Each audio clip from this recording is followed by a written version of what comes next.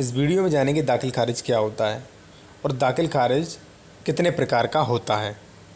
साथ में ही जानेंगे कि दाखिल खारिज को और क्या क्या नामों से जाना जाता है, दाखिल खारिज और रजिस्ट्री में अंतर क्या होता है। तो सबसे पहले मैं आपको बता दूं कि दाखिल खारिज या नामांतरण इंग्लिश में से म्यूटेशन कहते हैं। ठीक है, दाखिल खारिज या नामांतरण या म्यूटेशन एक ही बात है। ठीक है, दूसरे जो क्वेश्चन होता है लोगों का वो होता है कि दाखिल खारिज और रजिस्ट्री में अंतर क्या होता है, या मान लीजिए कई बार नामांतरण और अंतरण में आपको फ़र्क नहीं पता, तो मैं आपको बता दूं नामांतरण तो हो गया दाखिल खारिज, ठीक है, और अंतरण हो गया रजिस्ट्री कराना। ठीक है, जब भी आप किसी प्रॉपर्टी को ट्रांसफ़र करते हैं तो उसे प्रॉपर्टी का अंतरण कहते हैं, संपत्ति अंतःहरण। ठीक है, चलिए बात करते हैं दाखिल खारिज क्या होता है। दाखिल खारिज कराना का तात्पर्य परिवर्तन कराने से भी हो सकता है, यानी कि परिवर्तन कराने से है। अब बात आती है भाई क्या परिवर्तन कराने से। देखिए, जब काश्तकार की ओर से मृत्यु, उत्तराधिकार या अंतरण के कारण राजस्व अभिलेखों में विद्यमान प्रवृत्तियां त्रुटिपूर्ण व्यर्थ हो जाती हैं, तब कलेक्टर से उन्हें शुद्ध करने की अपेक्षा की जाती है। देखिए, यहाँ पे मैं आपको स्पष्ट बता दूं कि दाखिल खारिज कराने का मतलब परिवर्तन कराना भी है। देखिए, यहाँ पे परिवर्तन कराना दो कंडीशन में परिवर्तन यानी कि दाखिल खारिज होता है। जब काश्तकार की मृत्यु हो जाए उत्तराधिकार मामलों में या अंतरण के कारण। देखिए, मान लीजिए किसी व्यक्ति के नाम कोई भी ज़मीन है और जब उसकी मृत्यु हो जाती है उस काश्तकार की, तो उसके जो भी उत्तराधिकारी होते हैं वो तहसीलदार को भाई एप्लीकेशन देते हैं कि ऐसे ऐसे फलां व्यक्ति की मृत्यु हो गई है, अब मैं उनका उत्तराधिकारी हूँ, तो संपत्ति जो है मेरे नाम दाखिल खारिज की जाए। तो यहाँ पर देखिए परिवर्तन होता है, जो काश्तकार है उसके नाम में परिवर्तन होता है, उसका नाम हटा के और उसके उत्तराधिकारियों का नाम कर दिया जाता है। या अंतरण के कारण, जैसा कि मैंने बताया था, अंतरण यानी कि जब आप प्रॉपर्टी बेचते हैं, प्रॉपर्टी ट्रांसफ़र करते हैं, उसके कारण। देखिए, जब भी कोई व्यक्ति अपनी संपत्ति की रजिस्ट्री कराता है तो जो व्यक्ति खरीद लेता है उसके द्वारा तहसीलदार को एप्लीकेशन दिया जाता है कि भाई मैंने फला व्यक्ति ज़मीन जो है वो खरीद ली है, अब उस ज़मीन का दाखिल खारिज मेरे नाम की जाए। तो वहाँ पर भी परिवर्तन होता है, क्योंकि जो ज़मीन का पहले वाला मालिक होता है उसका नाम हटा के जिसने खरीदी है उसका नाम वहाँ पे दर्ज हो जाता है। ठीक है, तो अब आप समझ गए होंगे कि दाखिल खारिज क्या होता है और उसमें पूरा जो भी प्रक्रिया होती है, प्रक्रिया के दौरान क्या किया जाता है। देखिए, यहाँ पे आप स्पष्ट रूप से लिखा है, आप देख सकते हैं, जिससे भू राजस्व से आबाद प्रवाह को सुगम बनाया जा सके ऐसा शुद्धिकरण या तो उत्तराधिकार या अंतरण के आधार पर कब्जा प्राप्त करने वाले व्यक्ति की रिपोर्ट पर या राजस्व अधिकारियों के ज्ञान में अन्यथा आने वाले तथ्यों के आधार पर किए जाते हैं। देखिए, यहाँ पर जैसा कि मैंने पहले ही बताया, या उत्तराधिकार मामलों में या अंतरण के आधार पर। अंतरण के आधार पर जब कोई दूसरा व्यक्ति भाई जिसे बेचा गया है वो कब्जा प्राप्त कर लेता है और जब वह व्यक्ति रिपोर्ट करता है राजस्व अधिकारियों को, तो उनके यह बात ज्ञान में आ जाने से वह दाखिल खारिज कर देते हैं। देखिए, क्वेश्चन आता है कि दाखिल खारिज में एक्चुअली होता क्या है। जैसे मैंने बता दिया, फिर मैं आपको बिल्कुल सामान्य भाषा में बता दूं कि हिंदी का सामान्य शब्द दाखिल खारिज भी वही विचार व्यक्त करता है क्योंकि किसी के नाम का विलोपन किया जाता है और अन्य व्यक्ति के नाम को प्रविष्ट किया जाता है। इस प्रकार दाखिल खारिज एक विधिक प्रक्रिया है जिसके माध्यम से अधिकार अभिलेख में प्रविष्टियां उत्तराधिकार या अंतरण के मामलों में परिवर्तित की जाती हैं।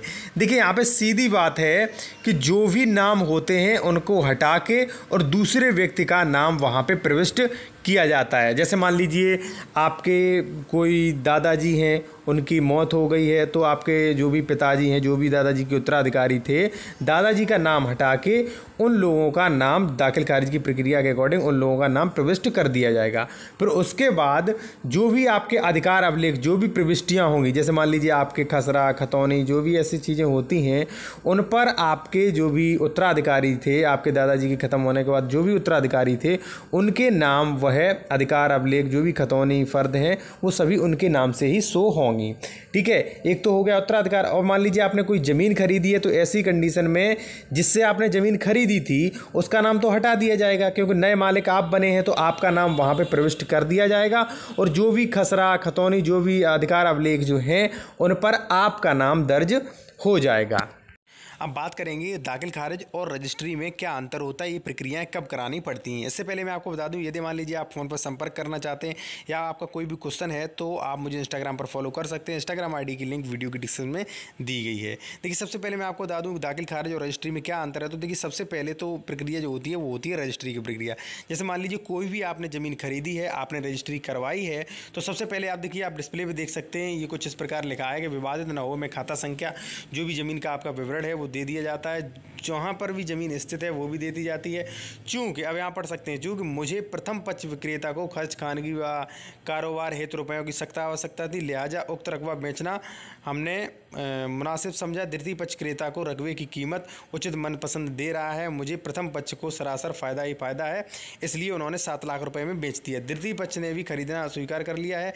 कब्जा व दखल आज से ही पाक साफ है, द्वितीय पक्ष को दे दिया है। पाक साफ होने की पूरी जिम्मेदारी मुझे प्रथम पक्ष व मेरे वारसों की होगी। द्वितीय पक्ष स्वयं अपने सरकारी कागजों में दाखिल खारिज करवा ले।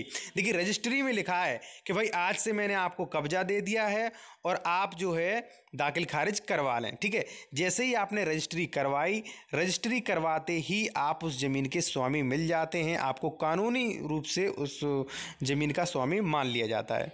दूसरी बार इसके बाद जो होता है, रजिस्ट्री के बाद जो प्रक्रिया होती है वो होती है दाखिल खारिज की प्रक्रिया। जैसे ही आप रजिस्ट्री करवा लेते हैं, उसके बाद आपको तहसीलदार को दाखिल खारिज के लिए एक नोटिस देना पड़ेगा, जो भी एप्लीकेशन देना पड़ेगा कि जो भी फला व्यक्ति से हमने ज़मीन खरीदी है, अब मेरे नाम जो है ज़मीन, जो भी आपके अधिकार अवलेख यानी कि जो भी खतौनी होती है उन पर आपका नाम दर्ज किया जाए। देखिए रजिस्ट्री जो होती है, रजिस्ट्री ऑफिस जो होती है जहाँ पे आप रजिस्ट्री कराते हैं वो अलग होती है और जो रेवेन्यू डिपार्टमेंट होता है वो अलग होता है। ठीक है, जब आप रजिस्ट्री करवा लेते हैं, जैसे मान लीजिए आपने कोई खेती की ज़मीन खरीदी है, आपने रजिस्ट्री करवा ली, तो रजिस्ट्री करवाने के बाद आप तहसीलदार के यहाँ प्रार्थना पत्र देंगे कि हमने फ़ला ज़मीन जो है वो खरीद ली है, इस व्यक्ति से खरीदी है, अब इस व्यक्ति का नाम हटाकर मेरा नाम वहाँ पे कर दिया जाए। ठीक है, तो जो भी वहाँ पे सरकार के पास जो भी डाटा रहता है, जो खसरा खतौनी जो होती हैं, आपकी खतौनी जो होती हैं, वहाँ पे पहले व्यक्ति का ही नाम पड़ा होगा। जब आप एप्लीकेशन देंगे तो उस व्यक्ति का नाम हटाकर,